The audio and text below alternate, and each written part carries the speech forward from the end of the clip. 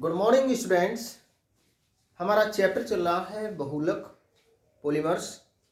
और पिछली वीडियो में हमने पढ़ा बहुलक क्या होते हैं, बहुलकीकरण किसे कहते हैं, और बहुलकों का वर्गीकरण हमने पढ़ा दो प्रकार से, संरचना के आधार पर बहुलकों का वर्गीकरण और स्रोत के आधार पर बहुलकों का वर्गीकरण।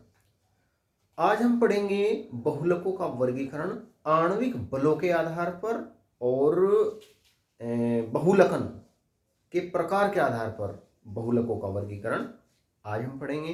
तो शुरू करते हैं। आज का हमारा टॉपिक इंपॉर्टेंट टॉपिक है, कई सारी इंपॉर्टेंट चीजें इसमें आएंगी। तो शुरू करते हैं। आज का हमारा टॉपिक आणविक बलों के आधार पर बहुलकों का वर्गीकरण।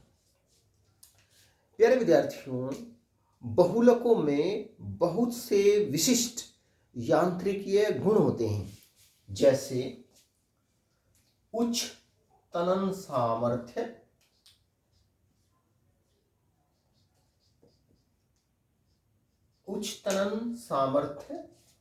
और प्रत्यास्थता,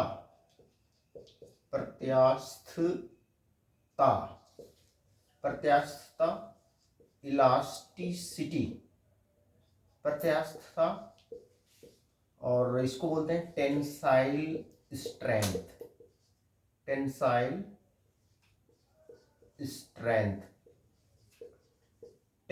स्ट्रेंथ और कठोरता। बहुलकों में बहुत से विशिष्ट यांत्रिकीय गुण होते हैं, जैसे उच्च तनन सामर्थ्य, प्रत्यास्थता, कठोरता आदि उन्हें विभिन्न उद्देश्यों की पूर्ति के लिए उपयोगी बनाते हैं। बहुलकों के विशिष्ट यांत्रिकीय गुण बहुलकों की लंबी श्रृंखलाओं से जुड़े हाइड्रोजन बंधों और वांडरवाल बलों आदि अंतरा आणविक बलों के व्यापक प्रभाव के कारण होते हैं।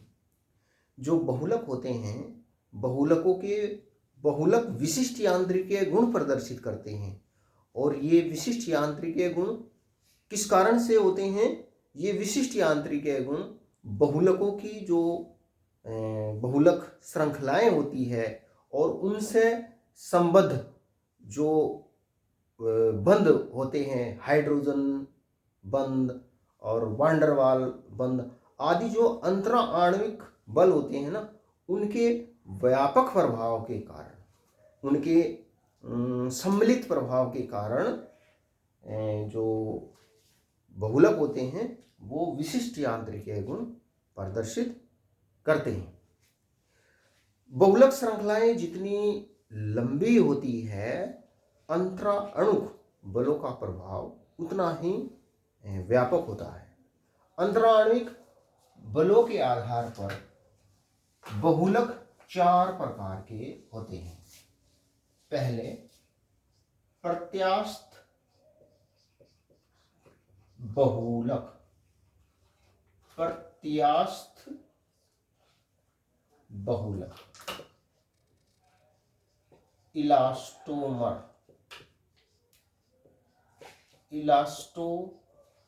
इनको इलास्टोमर्स कहते हैं अंग्रेजी में।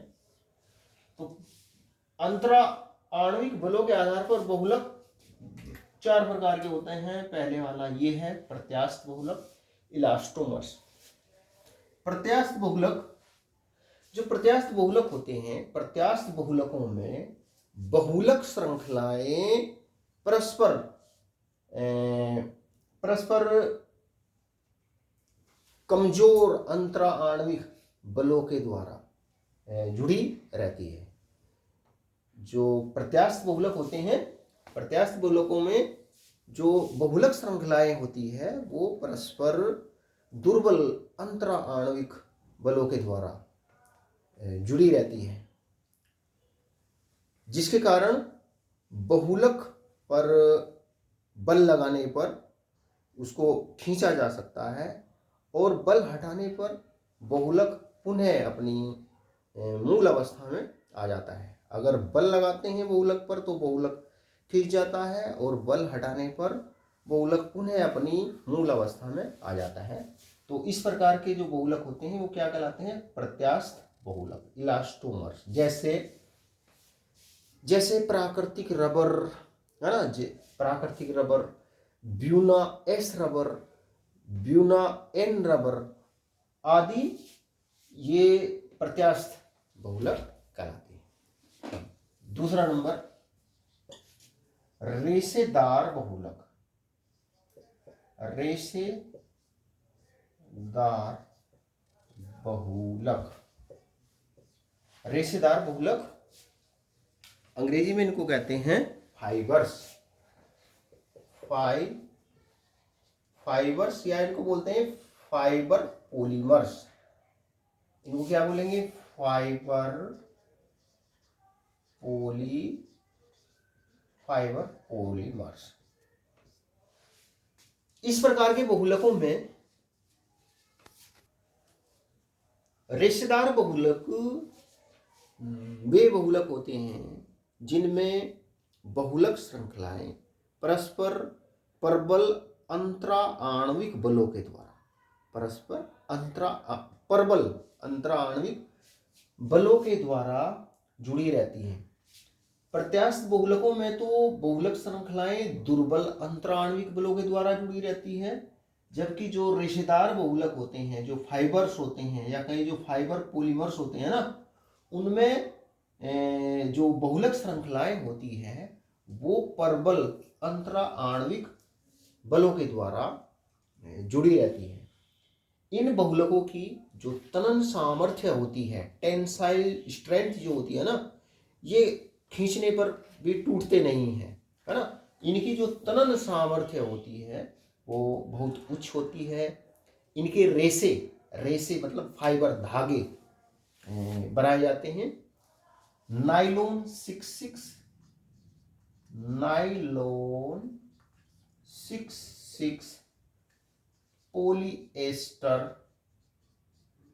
पॉलीएस्टर डेक्रोम आदि इस प्रकार के बहुलक होते हैं।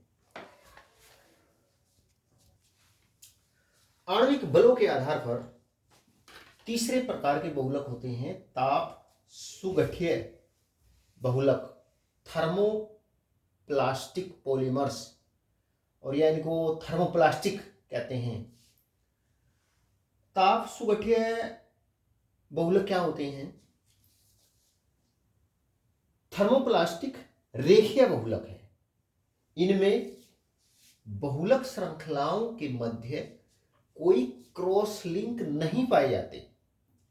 थर्मोप्लास्टिक गर्म करने पर मृदु हो जाते हैं तथा ठंडा करने पर पुनः कठोर हो जाते हैं।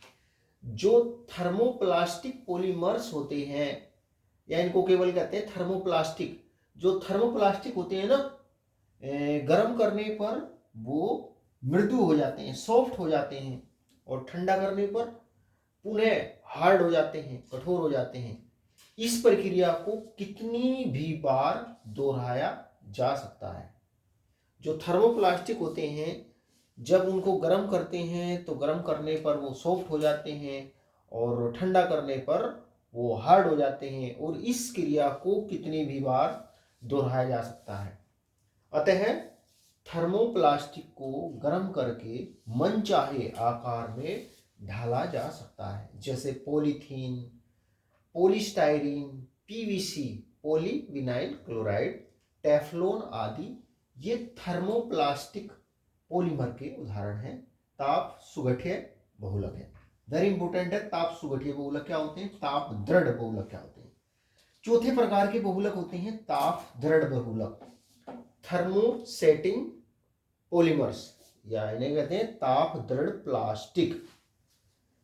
वे बहुलक जो गर्म करने पर कठोर दृढ़ दुर्गलनीय पदार्थों में बदल जाते हैं, ताप दृढ़ बहुलक कहलाते हैं। वे बहुलक जो गर्म करने पर कठोर दृढ़ दुर्गलनीय पदार्थों में बदल जाते हैं, ताप दृढ़ बहुलक कहलाते हैं। ये अर्ध तरल होते हैं। कैसे होते हैं? ये अर्ध तरल होते हैं। इन बहुलकों को गर्म करने पर इनके बीच में अत्यधिक संख्या में क्रॉस लिंक बन जाते हैं, जिस कारण इनके गुणों में परिवर्तन हो जाता है। जैसे बेकेलाइट, यूरिया फॉर्मेल्डिहाइड रेजिन आदि थर्मोसेटिंग बहुलक है।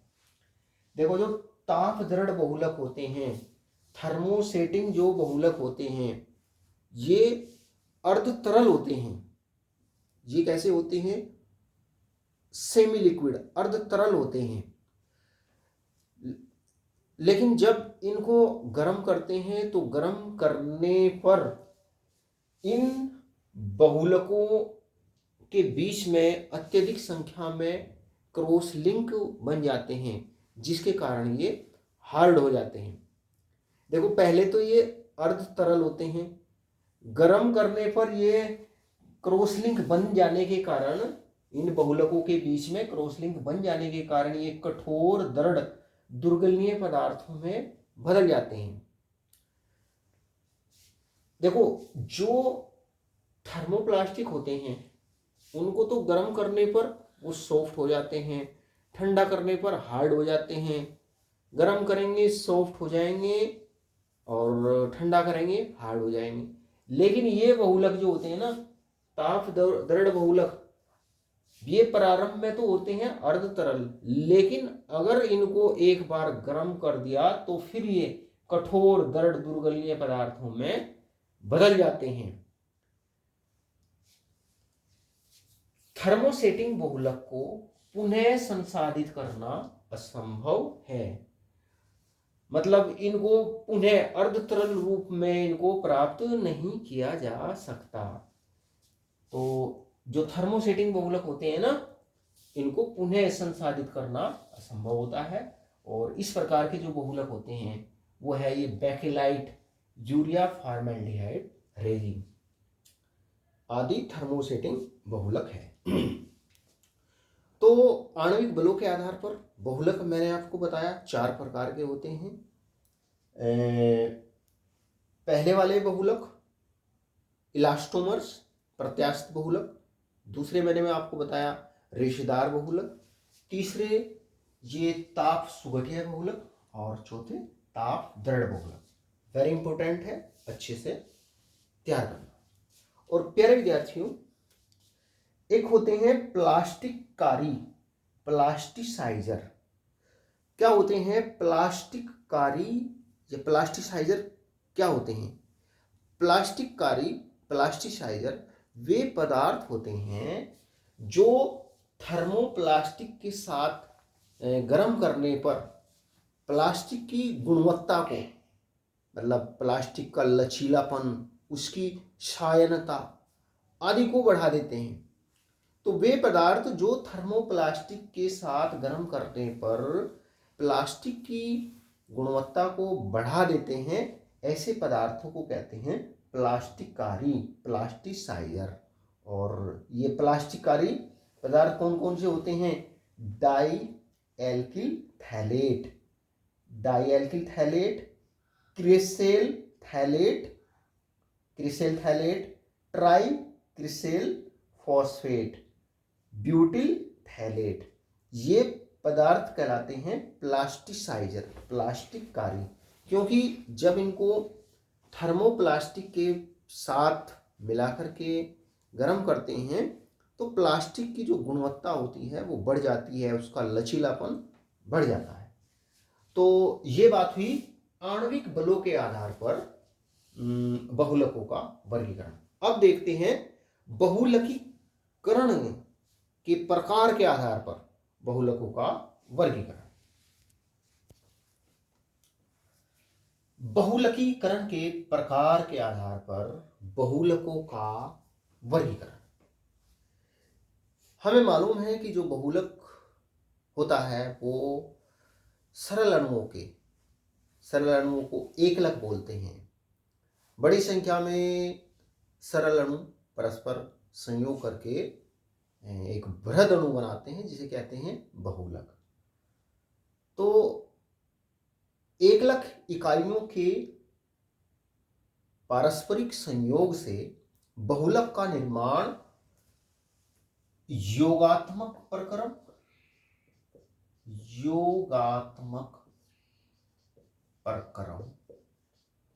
व संघनन प्रक्रम कंडेंसेशन प्रोसेस के द्वारा होता है। एकलक इकाई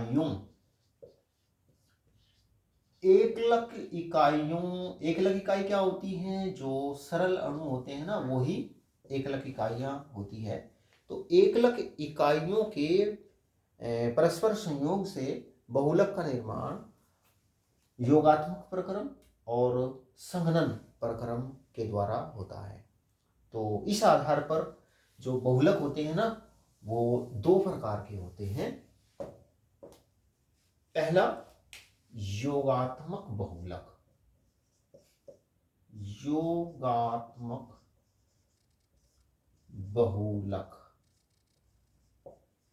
एडिशन पॉलीमर्स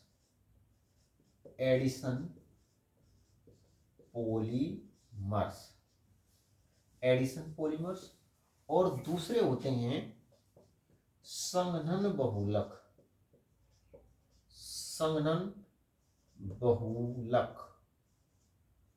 इनको अंग्रेजी में बोलते हैं कंडेंसेशन पॉलीमर्स। तो पहले देखते हैं योगात्मक बहुलक। क्या होते हैं योगात्मक बहुलक?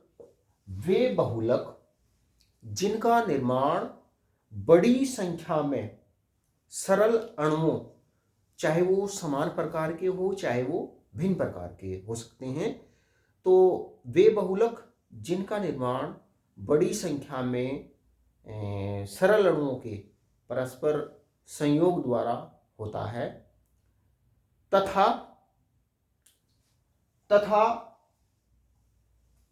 उनके साथ में कोई भी छोटा अणु जैसे NH3, जैसे CO2, जैसे H2O और जैसे ये एल्कोहल का अणु CH3OH, कोई भी छोटा अणु सह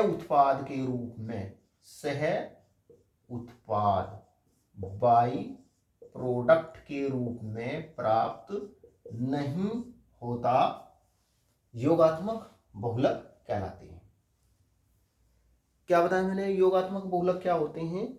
वे बहुलक जिनका निर्माण बड़ी संख्या में सरल अणुओं यानी कि एकलकों के परस्पर संयोग द्वारा होता है तथा उनके साथ में कोई भी छोटा अणु जैसे अमोनिया, CO2, H2O, एल्कोहल का अणु, कोई भी अन्य छोटा अणु जो है वो सह उत्पाद के रूप में प्राप्त नहीं होता। तो इस प्रकार के बहुलक कहलाते हैं योगात्मक बहुलक। जो योगात्मक बहुलक होते हैं, योगात्मक बहुलक ये दो प्रकार के होते हैं। पहले होते हैं समबहुलक, इनको बोलते हैं होमोपोलीमर्स, और दूसरे होते हैं समबहुलक और दूसरे होते हैं सहबहुलक कोपोलीमर्स।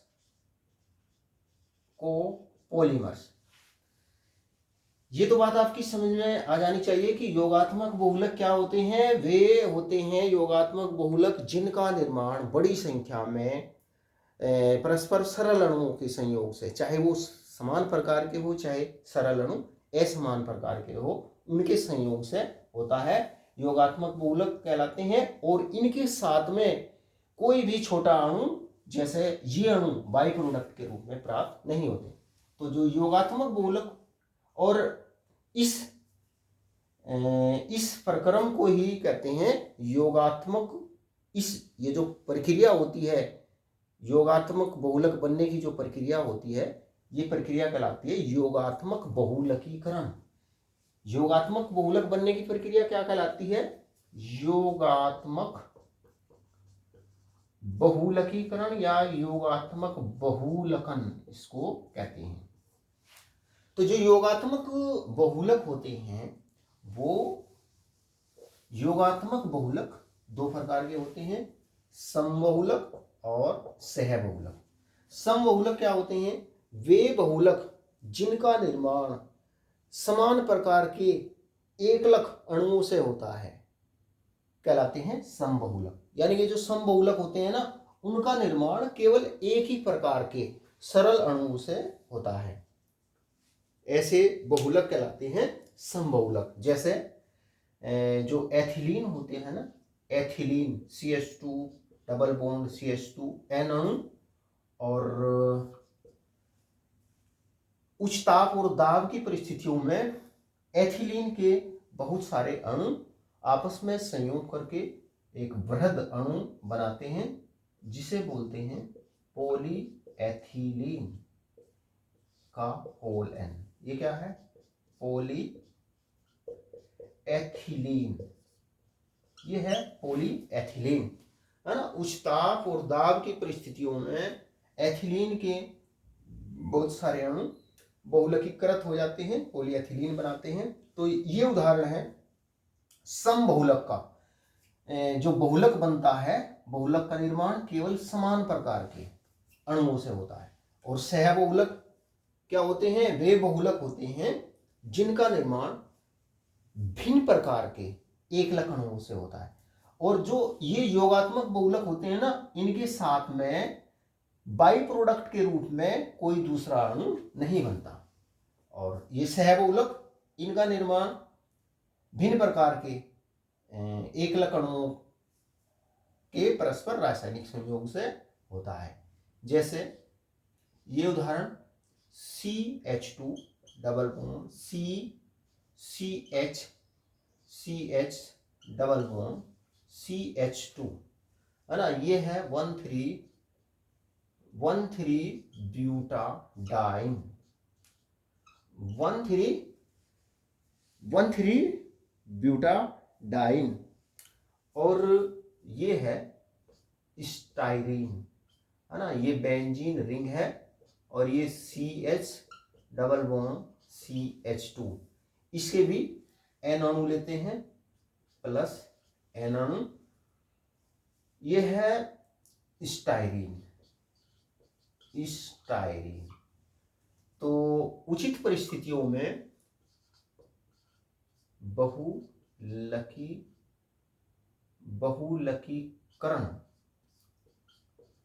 बहुलकीकरण होता है, बल्कि सोडियम उत्प्रेरक की उपस्थिति में उचित परिस्थितियों में इनका बहुलकीकरण होता है ना, तो ये बनता है पॉलीब्यूटाडाइन स्टाइरीन, है ना।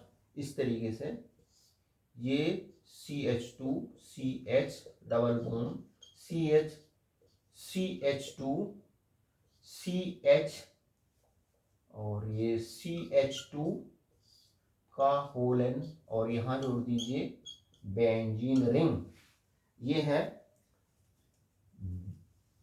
पॉलीब्यूटाडाइन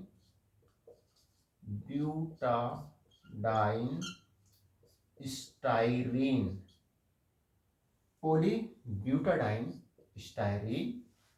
और इसे ब्यूना एस रबर भी कहते हैं, ब्यूना एस रबर। तो ये एक सहबहुलक है। सहबहुलक क्या होता है? जिसका निर्माण बड़ी संख्या में भिन्न प्रकार के सरल अणुओं से होता है, तो ऐसे बहुलक कहलाते हैं सहबहुलक। तो एक तो ये दो प्रकार हो गए योगात्मक बहुलक के, और दूसरे वाले जो बहुलक होते हैं उनको कहते हैं संघनन बहुलक। जो बहुलक बनते हैं वो योगात्मक प्रक्रम के द्वारा और संघनन प्रक्रम के द्वारा बनते हैं। तो उस आधार पर बहुलक दो प्रकार के होते हैं, संघनन बहुलक और दूसरे वाले पहले वाला ये योगात्मक बहुलक और दूसरा संघनन बहुलक। इसको नोट कर लीजिए। संघनन बहुलक कंडेंसेशन पॉलीमर्स वे बहुलक जिनका निर्माण दो या अधिक क्रियात्मक समूह वाले एकलकों से होता है। वे बहुलक जिनका निर्माण दो या अधिक क्रियात्मक समूह वाले एकलकों अर्थात सरल अणुओं से होता है तथा जिनमें सह उत्पाद बाई प्रोडक्ट के रूप में छोटे अणु जैसे पानी, CO2, अमोनिया, एल्कोहल आदि भी प्राप्त होते हैं, संघनन बहुलक कहलाते हैं।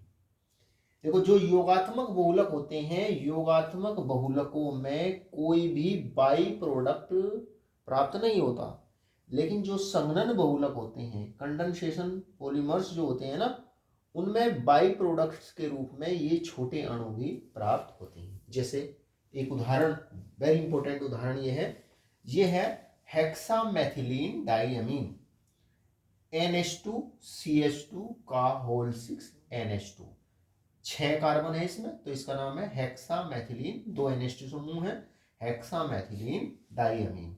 इसके N अणु, बड़ी संख्या में अणु है ये N, और ये है COOH CH2 का होल 4 COOH। इसका नाम है एडिपिक अम्ल, एडिपिक अम्ल। तो 573 केल्विन टेम्परेचर पर और उचित उत्प्रेरक की उपस्थिति में हेक्सामेथिलीन और एडिपिक अम्ल के अणु आपस में इनका संघनन हो जाता है, ये संघनन करते हैं और ये बनता है नाइलोन 6,6। देखो, नाइलोन 6,6 कैसे बनेगा?